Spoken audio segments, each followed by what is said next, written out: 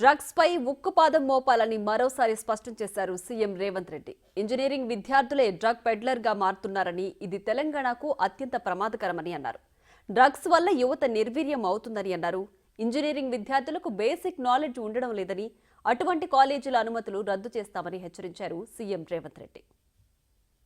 ఆందోళనకరమైన అంశం ఏంటంటే engineering graduate students drugs peddling చేస్తున్నారు. ఈ మధ్య గంజాయి సేవించే వాళ్ళు కాదు, గంజాయి అమ్మే దాంట్లో కూడా engineering graduates are degree students ఉన్నారు అని అంటే ఇది తెలంగాణకు ప్రమాదం పొంచి ఉన్నది. ఇట్లనే పంజాబ్ రాష్ట్రం నిర్లక్ష్యం చేయడం వల్ల ఇట్లాంటి వ్యసనాలకు బానిసలవుతున్న మన సహచరులు, మన అన్నదమ్ములను, మన పక్కింటి వాళ్ళని అట్లనే మనం చూస్తూ వదిలేద్దామా? ఈరోజు వీటిని నిరోధించాల్సిన, నిర్మూలించాల్సిన అవసరం లేదా? ఇలాంటి సందర్భంలో సమాజం అప్రమత్తమై ఉండాలి. ప్రభుత్వం ఒక్కటే అందరినీ నియంత్రించలేదు.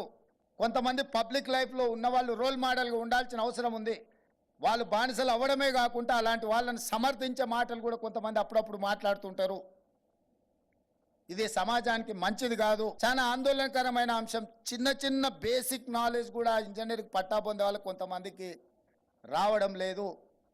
ఎందుకు అని అంటే అక్కడ టీచింగ్ స్టాఫ్ కానీ, నాన్ టీచింగ్ స్టాఫ్ కానీ అప్ టు ద మార్క్ లేకపోవడం వల్ల ఈ సమస్యలు ఉన్నాయి.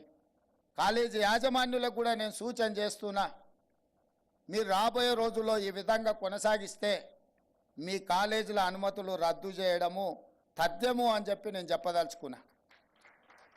ఎందుకంటే ఒక ఇంజనీరింగ్ గ్రాడ్యుయేట్ సర్టిఫికేట్ తీసుకొని బయట వచ్చిన వాడు సామాన్యమైన పని చేయలేడు.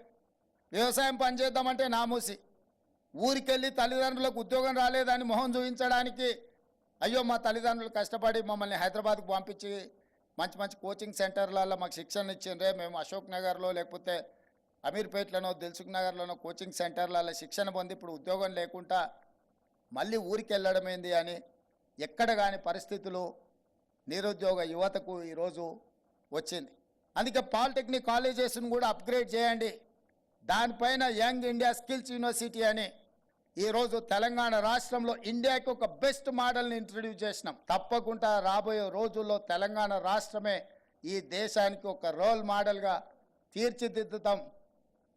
$1 ట్రిలియన్ ఎకానమీని, తెలంగాణ రాష్ట్రాన్ని నిలబెట్టే బాధ్యత మాది.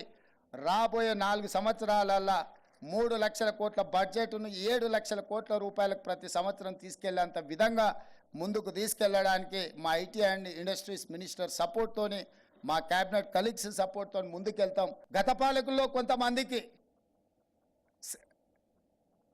వృత్తి నైపుణ్యం అంటే చైన్ స్నాచింగ్ లేకపోతే పిక్ ప్యాకెటింగ్, గంజాయి అమ్మడం కూడా వృత్తి నైపుణ్యం అనుకునే ప్రమాదం ఉంది. ఎందుకంటే వాళ్ళకున్న నాలెడ్జ్ అట్లాంటిదే. సో ఇవన్నీ కూడా తెలంగాణకు ప్రమాదకరం. ఇట్లాంటి విషయాలలో ప్రభుత్వం కఠినంగా ఉండాల్సిన అవసరం, బాధ్యత ఉన్నది.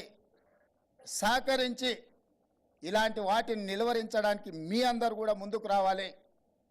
ఇలాంటి వ్యసనాల వైపు యువత ప్రయాణించొద్దు అని అంటే చదువుకున్న వాడికి ఉద్యోగ ఉపాధి అవకాశాలు కల్పించాల్సిన అవసరం ఉన్నది.